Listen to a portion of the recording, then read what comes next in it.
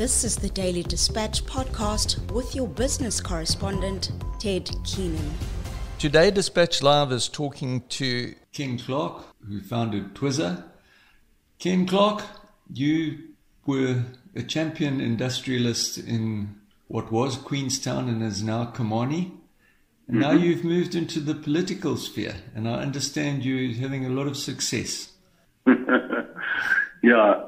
Look, a municipality is not a complicated business, you know. You sell electricity and services to people and you charge them for those services and rates and taxes, and you collect the money and do it efficiently. And really, so it's not rocket science. But I think the municipalities in this country have been seen by those in political power as a source of revenue and have been used as their ATMs for way too long. And really, you know, I think there's a lot of frustration in in the business community about the lack of service delivery and the general deterioration of most towns in the country. And it's really worrying. And I think if you had to have a look at what's happening in those municipalities, you'll probably find a fairly common thread throughout. Those that haven't been outright captured and have had people inserted in there who aid and abet wrongdoing have just got people who are incompetent and who are unable to plan and unable to do what is required of them. And as a result, you get this slow decay happening until eventually you need to intervene. And that's where Queenstown is right now. Enoch Makajima is like 4 little towns around Queenstown plus Queenstown. And, that's the Whittle Seas, the Takelstad, the Hoffmeyer, Martina, and Sterkstrom. That's 5. And, generally speaking, what happens when these amalgamations happen is it's not a case of as a business grows, so you've got to get more competent people to deal with the issues because they tend to be slightly bigger. In this case, it probably was just the opposite way around. The result is that, for the last, a good 5 or 6 years, the municipality has gone from owing Eskom. The red flag started to go up when they owed Eskom 40 million rand. And I had a meeting and tried to sort of point them in the right direction to take the remedial action at the time. But there was no political will to do so. And so it's been a constant nudging until such time as the last election, I just decided, let's try and fix the problem from the inside. And, in a very short space of time, I think we only campaigned for about 3 months.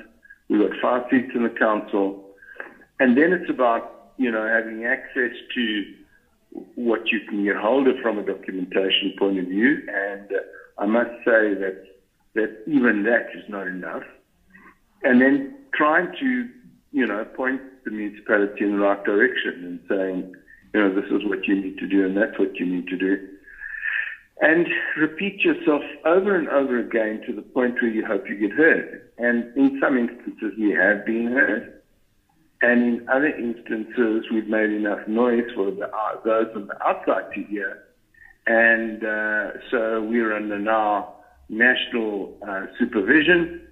And we had a meeting today with the National Cabinet representative and his team, and I thought they did an absolutely excellent job of identifying the issues, which were pretty much known to most of us, and then suggesting a way forward. And that was accepted by the council miraculously. Sorry to interrupt you here. Are we talking about Dr. Tom and his team? Yes, we are. Dr. Tom and his team.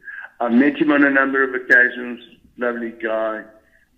His team seemed to be competent and on their game, and it's been a pleasure working with them, I must say. And I've pledged my full support to them and said, whatever I can do to help you, by all means, I mean, at the end of the day, I've got significant interest in this town, and whatever I can do to make things better, I will do. And so, yeah, I've been, working hard to get infrastructure issues sorted out, and we're making progress, We've now,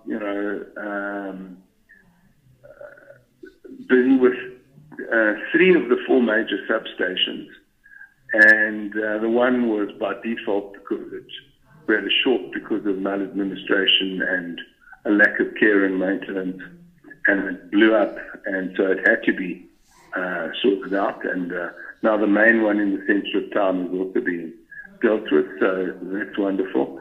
And there's still a lot of work to be done on the electrical infrastructure. Are we talking about Eskom, or are we talking about the municipality? No, the internal doing reticulation. Okay. The internal reticulation. Yeah. So look, what happens is Eskom will have your big pylons, and they'll supply you with 66,000 volts, and from that point, it becomes the municipality's infrastructure that's required to accept the 66,000 volts, then step it down eventually to 11,000 volts and distribute it down to, and as we speak, Dr. Tom is phoning me. See, this is like what I love. So really this is as far as I'm concerned, a step in the right direction. And he is a man that is focused on results and accountability and all the words that we haven't heard for a long time. So it's going to make my life a hell of a lot easier. Where do you see yourself in the 2024 setup? Have you got long-term plans for that?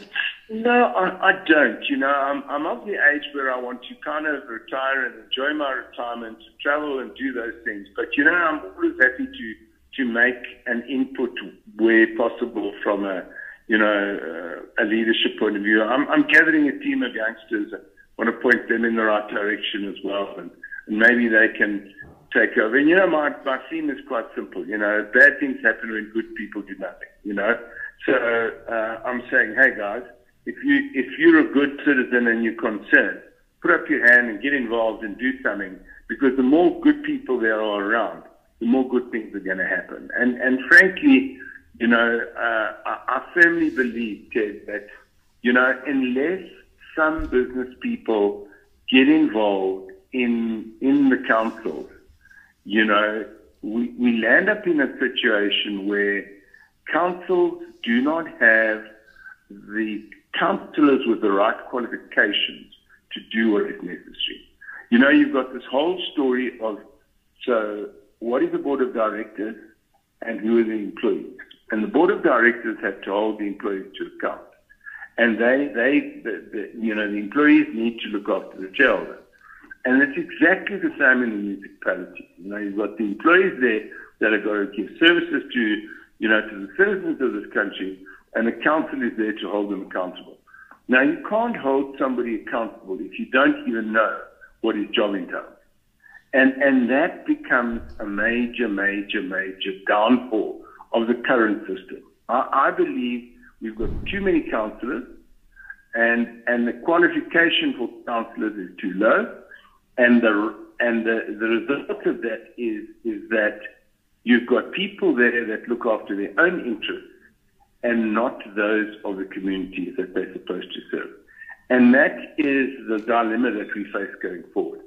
So how do you fix that problem? And I believe you have to separate politics from the executive management of the council. Executive managers in the council need to be professional people, and whether the council must appoint those people. Normally, it's under the current circumstances, the mayor's prerogative to do that. But the question then is, does the mayor have the right, qualifications to do that, and what qualifications does the mayor need to become mayor? All of these things have become problematic. where to the extent that it's, your gardener could actually be your mayor, and that is a highly undesirable situation, and that's where we found ourselves in this country. And so I think it's how do we look at overhauling the system and putting qualifications in place that people need to have. But, that's the other point, We have all these rules and people just ignore them. And there's no consequence of that. And so we really do make life difficult for ourselves. And so we're chasing each other in and out of court all the time, instead of doing the right things right. You've got to phone Dr. Tom back, but just before you do the last question, do you see him as the sort of bright light shining through the despondency that's been going on in Komani? I think he and his team have got the wherewithal to turn the municipality around. The question is somebody going to disrupt his efforts? And this council meeting, it was evident that the council is willing to play ball, because the Minister of Finance came and said, we have come to the conclusion that our problems in municipalities are not just people, it's actually politics. Yeah. And he says, beware if you interfere with my team. The right act has been read to them, the politicians, and I think they're listening. Well, it'll be lovely to, in a month or two's time, to give you a call again and see whether you're a prophet or not. Thank you for your time. It's been nice speaking to you again.